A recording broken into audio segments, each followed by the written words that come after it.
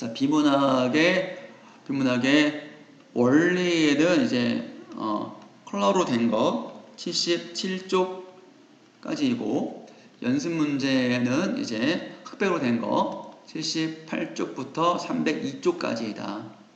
그래서 이 연습 문제는 우리가 모의고사 문제를 딱 오긴 했는데 단순하게 모의고사 문제를 그냥 편집만 한 것은 아니고 지문의 주제를 파악한다거나 아니면 키워드로 쓴다거나 해가지고 뭔가 좀 고민해서 지문의 원리를 익힐 수 있는 그렇게 단답형도 있고 서술식도 있고 물론 풀세트 기출문제도 있어요.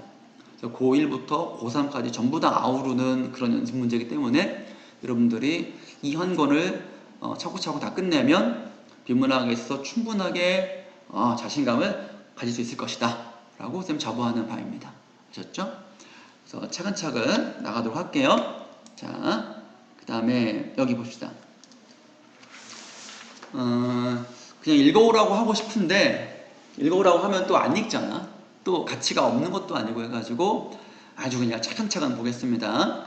자, 독해 기초에 의해 어휘, 문장, 문단 이해하기 아주 기초적인 거죠.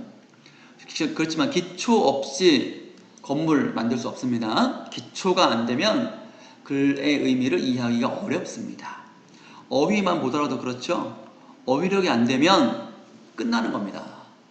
진짜로 결정적인 어휘, 추론할 수도 없고 이 말 뜻이 완전 긍정, 완전 부정 둘 중에 하나인데 완전 긍정이면 적절한 거고 완전 부정이 적절하지 않은 건데 이게 몰라. 그러면 환장하는 겁니다. 진짜. 그럴 수가 있다. 그래서 아까도 말했지만 어휘는 틈틈이 여러분들이 문맥적으로 추론 연습을 하고 그냥 대충 찍지 말고 쭉 넘어가지 말고 반드시 피드백을 해서 무슨 의미일까? 사전을 찾아가지고 간단하게 메모하는 것도 좋겠다. 자, 봅시다. 어휘라는 말은 단어이고 문법상의 일정한 뜻을 지닌 말의 초단위이고 어떤 일정한 범위 안에서 쓰이는 낱말 전체를 어휘라고 하고요. 그래서 이런 어휘의 의미를 파악하는 게 첫 단추다. 자, 어휘의 의미는 사실 크게 두 가지, 사전적 의미와 문맥적 의미. 문맥적 의미를 우리가 문학에서는 시에서 말하는 함축적 의미라고도 합니다.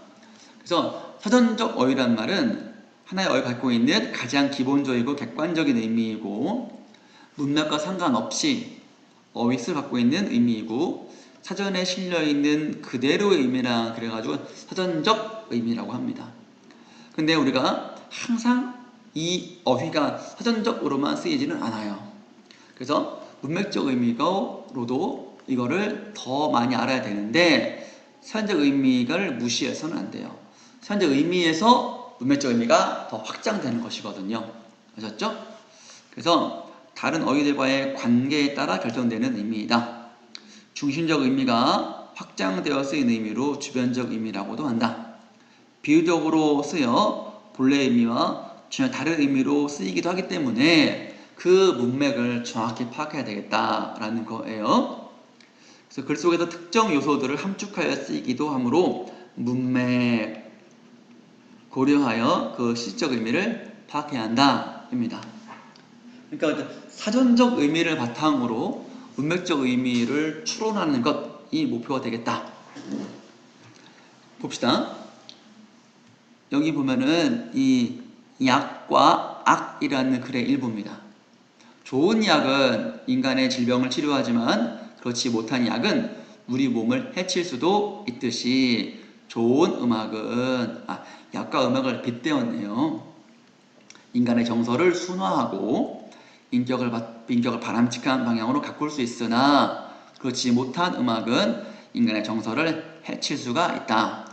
또한 좋은 약이 인류의 삶을 건강하게 지키듯이 좋은 음악은 우리의 삶을 풍요롭게 가꿀 것이다. 위대한 그들이 빚어놓은 예술 음악이나 우리 선조들이 숨결이 담겨있는 전통 음악과 같이 좋은 음악이야말로 우리 정서를 가꿀 좋은 약이다 그랬습니다. 다 약이죠. A, B, C, D 다 약으로 쓰였죠. 그런데 A, B, C는 정말로 먹는 약이라면 요 약은 우리가 음악을 의미하죠. 그래서 이 음악, 좋은 음악은 우리에게 좋은 약과 같은 좋은 영향을 미친다. 뭐 이런 뜻 아닙니까? 네, 이렇게 추론하는 겁니다. 자, 봅시다. A, D는 얼핏 모두 같은 뜻으로 보이지만 문맥적 의미를 살펴보면 D는 그 의미가 다르다. 어떻게 다르냐? A와 C는 진짜 먹는 약일 반면 D는 음악을 원관념으로 하는 비유적 의미입니다. 그래서 우리가 비유라고 할 때는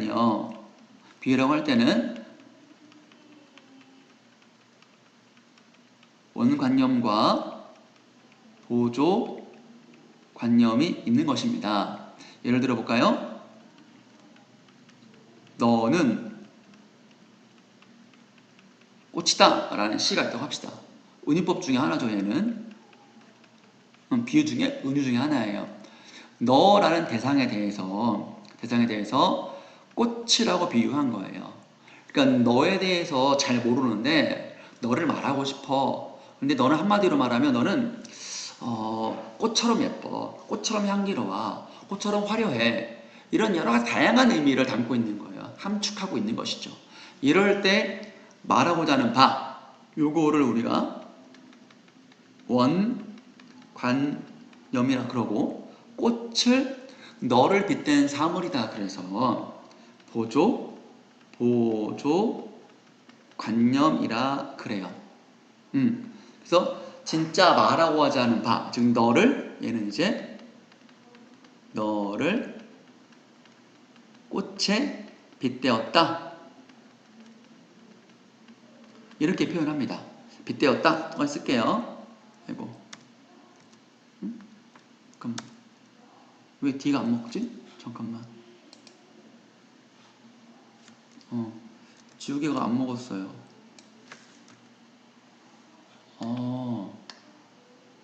잠깐만요. P 단축키가 안 먹어. 잠깐, 네, 좀 왔다 갔다 해야 되겠네요. 빗대었다 이렇게 표현합니다. 되셨죠? 자, 그 다음에 그래서 몸이나 마음에 이롭거나 도움이 되는 것이라는 뜻으로 비유적 의미로 쓰인 거예요. 자, 이처럼 하나의 어휘가 문맥 속에서 다르게 쓰일 수 있다는 점에 유의해야 그를 바르게 이해할 수가 있는 겁니다. 고지고대로 먹는 약이다라고만 하면 무슨 말이야? 라고 이해가 안 되는 거잖아요. 그렇습니다. 두 번째 예문 볼까요? 여성의 임금은 월급이죠? 남성에 비해 대체로 적은 편이다. 성차별적인 요소가 있는 것이죠. 그렇지만 불안정한 고용과 낮은 임금 조건 속에서도 일하지 않을 수 없는 대다수의 저소득층 여성들은 자본을 위한 값싼 노동력의 저수지 역할을 그만둘 수 없다. 그리고 이들은 생산활동에 이들은 바로 여기 가리키는 거죠. 지시표현이에요. 지시표현. 지우개가 안 먹어서 고통스럽네. 왜 안 먹지? 이들은 이제 이들 할 때 요거는 지시표현이에요.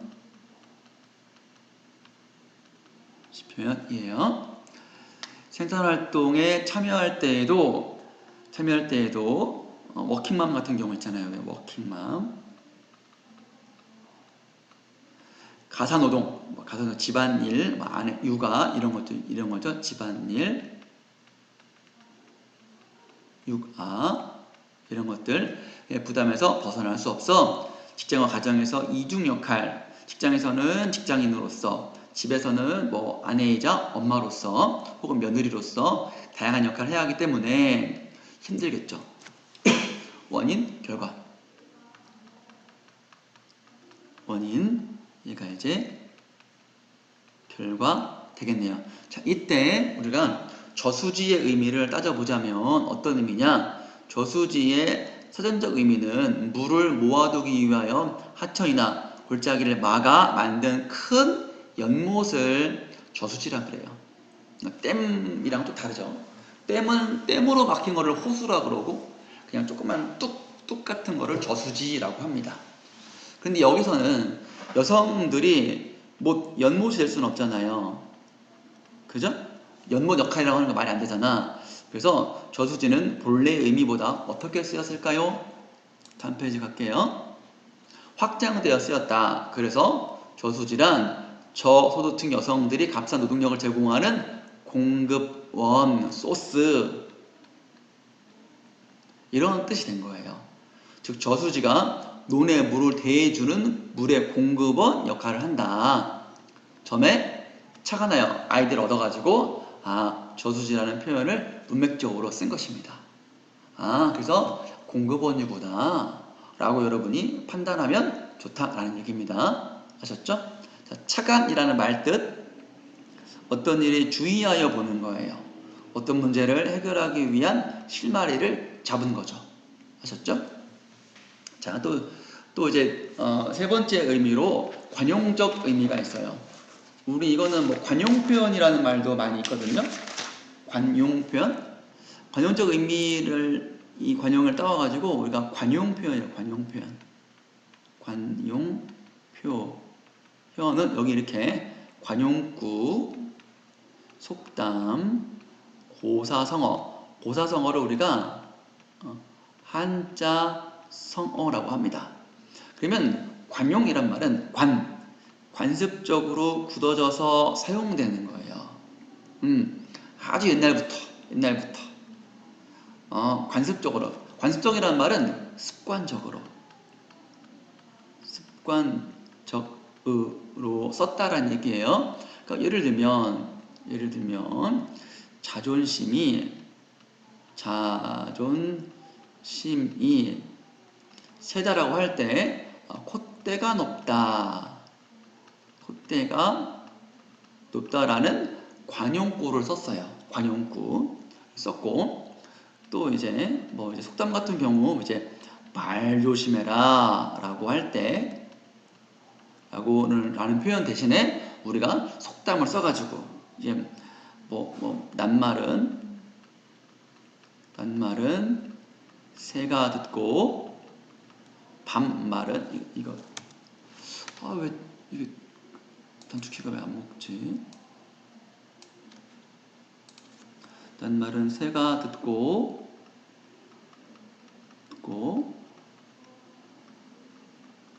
반말은 쥐가 듣는다. 이런 게 있고요. 또 예를 들면 굉장히 이제 위태로운 상황일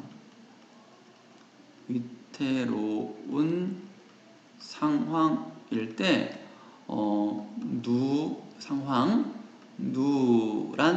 누란지위라 그래요. 이걸 이제 풀이하자면 계란을 쌓아 놓은 위험한 상태라는 뜻이에요. 계란을 그냥 막 쌓아놓은 거야. 그럼 무너지면 다 깨져버리는 거잖아. 오르르 깨져버리는 거잖아. 그래서 이제 불안불안한 상황이 바로 이제 위태로운 상황할 때 위태롭다라고 말하지 않고 지금 내가 처한 상황이 누란지위일세. 야, 낱말은 새가 듣고 반말은 쥐가 된다 그랬어. 말 조심해 자식아. 이렇게 말하거나 아니면 저 사람은 콧대가 높지. 진짜 일하기 힘드네. 이렇게 말한다는 얘기예요. 그렇게 쓰면 뭐가 좋을까요? 뭐가 좋을까? 여기 보세요. 일상적인 생활에서 우리에게 친숙한 수거예요. 친숙해져.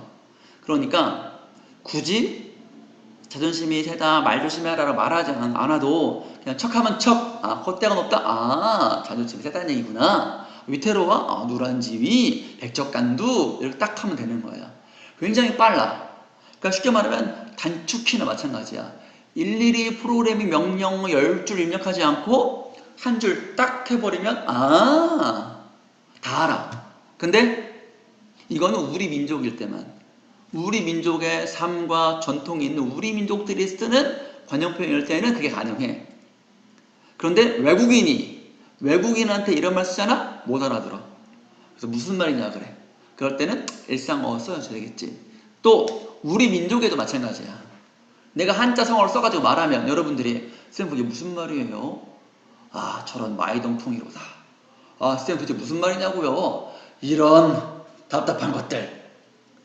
이런 목불식정 같으니라고.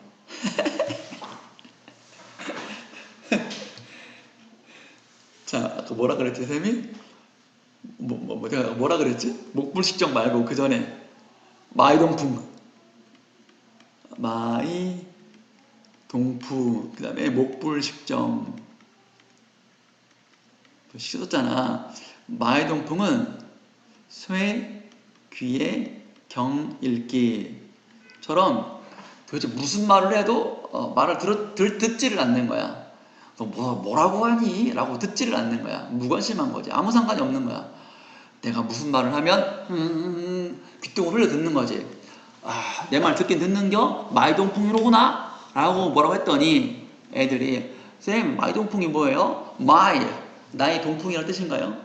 동풍이 뭐 아이돌 이름인가요? 이렇게 헛소리를 짓거리는 거야. 그럴 때 뒷목 잡으면서 이런 목불식정 같은 이라고 이런 무식한 것들, 이런 목불식정 이라고 하면 쌤, 우리 지금 무시하는 거죠. 우리 지금 기죽이려고 일부러 문자 쓰시는 거죠. 아, 진짜. 이렇게 하면 아이고 뭐 그렇게 쓰는 거죠. 목불식정은 우리가 속담으로는 낯 놓고 기역자도 모른다. 그래서 아주 무식한 거를 말합니다.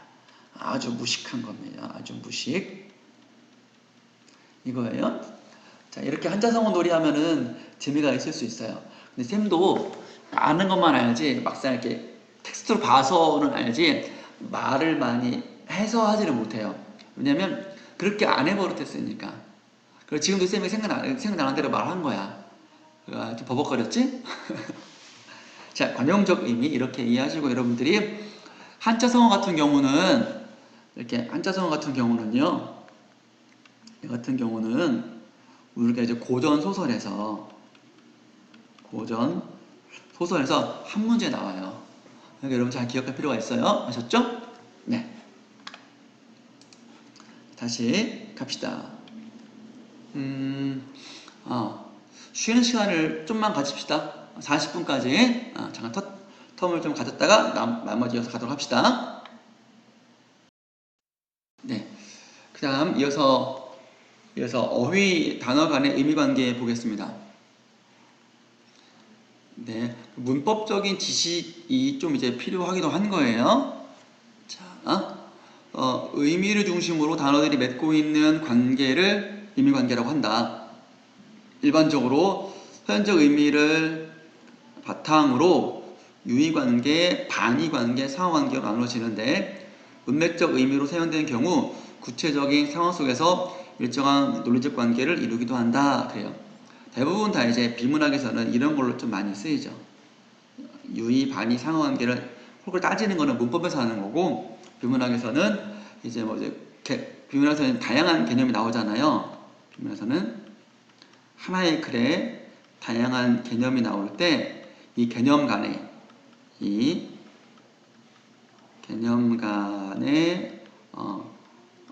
관계를 따질 때 유의 비슷하다, 서로 반대된다, 서로 층위가 있구나 이렇게 따지는 거예요.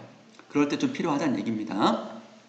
그래서 유의관계라는 말은 그러니까 서로 비슷하다라는 뜻이고요. 이 단어들을 유의관계라고 하고 비슷한 관계인 단어들을 유의어라고 합니다. 유의관계인 단어들은 의미는 비슷하지만 그 사용되는 상황이나 용법은 좀 차이가 있어요. 그래서 그 단어가 쓰인 어떤 맥락을 잘 살펴야 합니다. 그래서 똑같은 보면 이제 mother, 모친, 어미 모자인데 어머니, 엄마, 어머님, 어미, 어멈, 모친 이렇게 했다면 이게 비슷하지만 차이가 있는 거예요. 같은 대상을 가리키는 게 아니에요. 아셨죠? 이렇게 하니까 그러네요. 의미 차이가 확 드러나죠? 엄마한테 어미, 어멈 해봐요. 뺨 따고 맞을걸요? 그래서 보통 우리가 보면 이제 엄마라고 부르면 쌤도 그냥 나이가 있잖아, 결혼했잖아, 어머니라고 해야 되는데 엄마가 편해. 근데 아빠는 아버지라고 해, 선생님은. 근데 보통 이제 아빠는 별로 안 친하잖아. 그래서 그래요. 친해져야 되는데. 자, 반의관계 봅시다. 반의관 반대의 의미니까 상반되는 의미이고요. 반의관계이고 반의어라고 합니다. 반의관계는 중간에 다른 개념이 개입될 수 있는 거랑 개입될 수 없는 모순관계로 있습니다. 그래서 이거는 문법에서 많이 다루고요. 비문학에서는 거의 다루지는 않습니다. 승리와 패배의 반대 개념인데 중간이 있죠. 무승부라는 게 있습니다. 그래서 얘는 반대 개념이고, 남편과 아내가 서로 반이었는데 중간이 없어요. 남편이기도 하고 아내이기도 한 건 없죠. 승리와 패배의 중간이 있죠. 무승부라고. 서로 반이 관계인데 중간이 있으면 반대 개념, 중간이 없으면 모순 개념, 이렇게 볼 수도 있고요. 문법 들어가면 무슨 뭐지? 정도 반이요, 상고 반이요, 뭐 그런 반이어가 있는데 문법 시간에 다루겠습니다. 상하 관계요. 상하 관계는, 상하 관계란 말은 이제 포함 관계라고 보시면 돼요.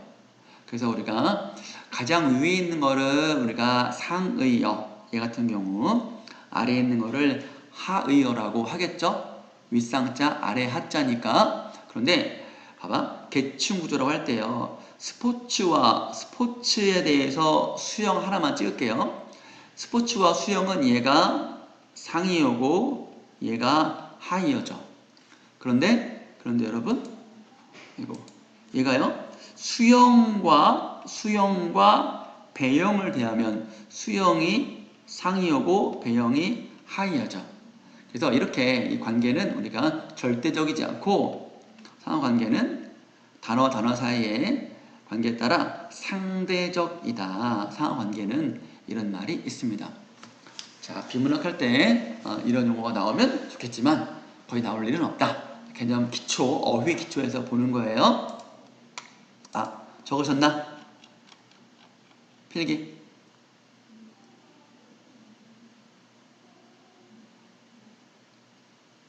다 적었죠?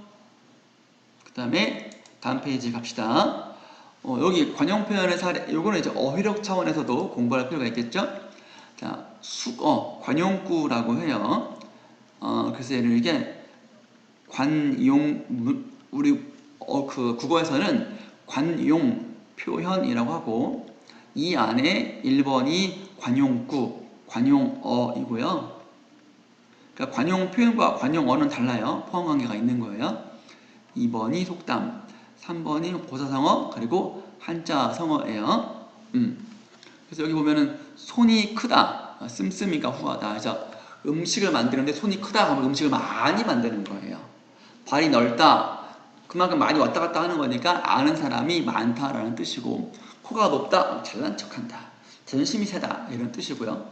속담, 난 놓고 기어자도 모른다, 그러니까 무식하다는 거. 그래서 한자성어로 뭐라 그랬었죠? 목불식정이라고 했었죠. 그 다음에 고사성어, 한자성어 중에 어떤 유래가 있는 것들이, 고사 이야기가 있는 것들을 고사성어라고 해요. 각주구검, 옛날에 어떤 사람이 양자강을 건너다가 칼을 빠뜨렸어요.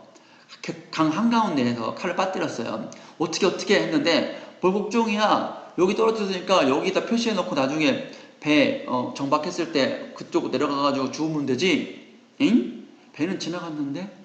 해가지고 멍청하다, 어리석고 융통성이 없는 사람을 각주구검, 또 비슷한 말로 수주대토 해가지고, 쌤 이거는 함계국어 1에서 어휘에서 공부하고 있는 거잖아요. 여러분들은 함계국어 1도 해야 되고 2도 해야 되고 3, 4까지 다 해야 되는 거예요. 대단하겠죠? 실력을 얼마만큼 쌓일까? 대단하겠지. 자, 두 번째 이제 어휘에서 넘어가서 문장 보겠습니다. 자, 문장. 그러니까 글은 다 문장 단위로 독해를 하는 거예요. 그러니까 어휘력이 바탕에 대해서 문장의 의미, 비문학에서는 그래가지고 쌤이 말할 때 어휘력은 기본이다. 어휘력은 아주 기본이고요. 근데 어휘력이 좀 다 완전하게 안 된다 하더라도 여기 나와 있는 문장 내의 독해가 갑이다. 한 문장의 의미를 정확히 이해하면 좋다라는 겁니다. 요거. 그래서 문장은 이렇게 완결된 내용이 있어야 되고요. 주어, 서술어 이런 것들 문장 부호가 있어야 됩니다. 자, 문장 기본 구조는 우리가 문장 성분에서 최소한 주어는 다 있어야 되고 서술어 해가지고 동사, 형용사, 명사 플러스 서술조사 이다가 3개가 아주 우리 국어의 기본 문장입니다. 영어에 5형식이 있다면 뭐 SV, 뭐 SVC, SVO 이런 거 있잖아요. 왜? 쌤 잘 알죠? 근데 이제 4형식은 모르겠어. IODO인가? SVIODO인가? SVOC든가? 뭐 그런 거 있죠? 이 정도. 이거 하면 이제 뭐 옛날 스타크래프트 SCV가 생각이 나가지고 설렁합니다. 국어에서를 빗대어서 말하자면 국어는 3형식이 있다 이 정도로 말할 수 있게 되는 겁니다. 그래서 우리가 그래서 독해를 할 때 비문학 독해를 할 때 이 문장에 주어가 뭐지 찾고 그래서 그 주어에 대해서 뭐라고 서술했지? 그래서 이 주어는 보통 이제 키워드가 될 확률이 매우 높거든요. 뭐는 뭐다. 뭐에 대한 생각은 그렇다. 이렇게 문장이 되는 거니까 우리 국어는 이제 주어에 대해서 뭐다라고 하는 거니까 이 주어에 대해서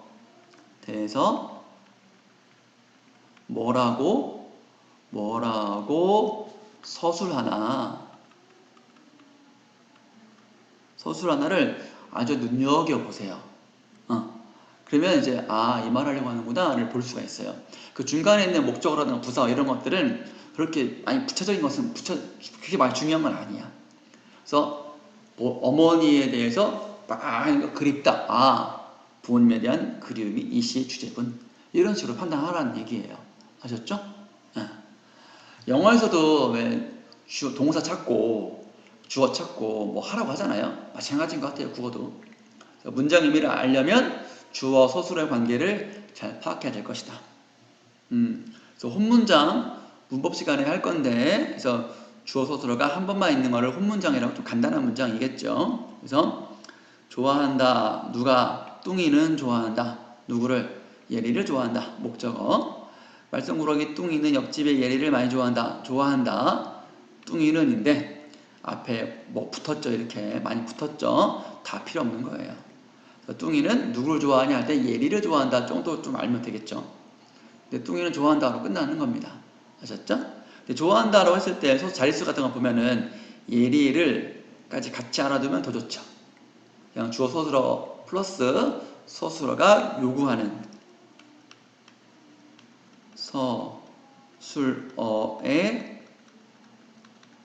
자릿수 개념으로 서술어가 요구하는 성분 서술어가 요구하는 문장 성분까지는 파악할 필요가 있다. 파악할 필요가 있다 이 소리입니다. 주어 서술어 외에 좋아한다 누구를 예리를 좋아해. 여기 뭐 말썽꾸러기 옆집 이는 진짜 말 그대로 부차적인 거야. 중요한 핵심 요소가 아니에요. 이런 것들. 그래서 우리 독해할 때에도 뭐 수식해주는 말 있잖아. 뭐 관형을 하든가 부사어 이런 것들 일단 쳐내고 보는 거야. 주어, 목적어, 서술어, 주어, 부사어, 서술어 그 정도로 보는 게 좋고 가장 중요한 거는 주어와 서술어야. 이렇게 정리할 수 있겠지?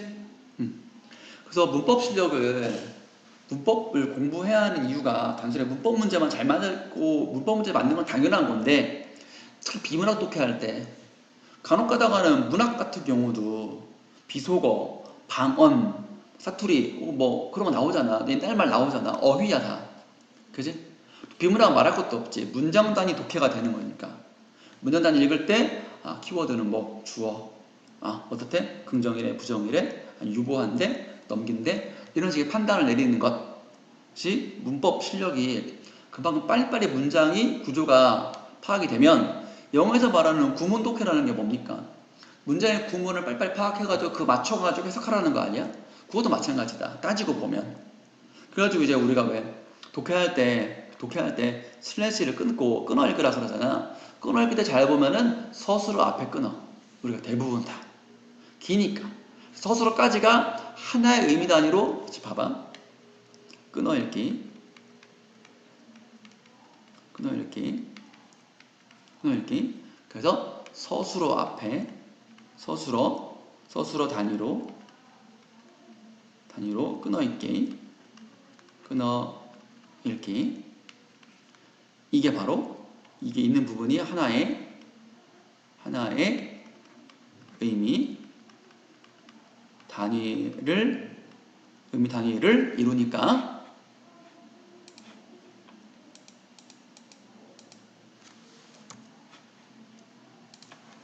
의미 단위를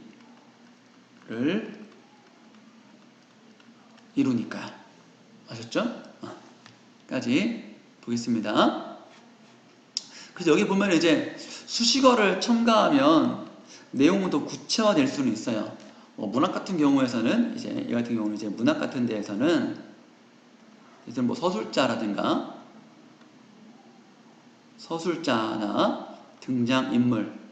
등장인물의 성격, 태도, 심리를 더 잘 파악할 수 있다. 이렇게 말씀드리겠습니다. 아셨죠? 필기.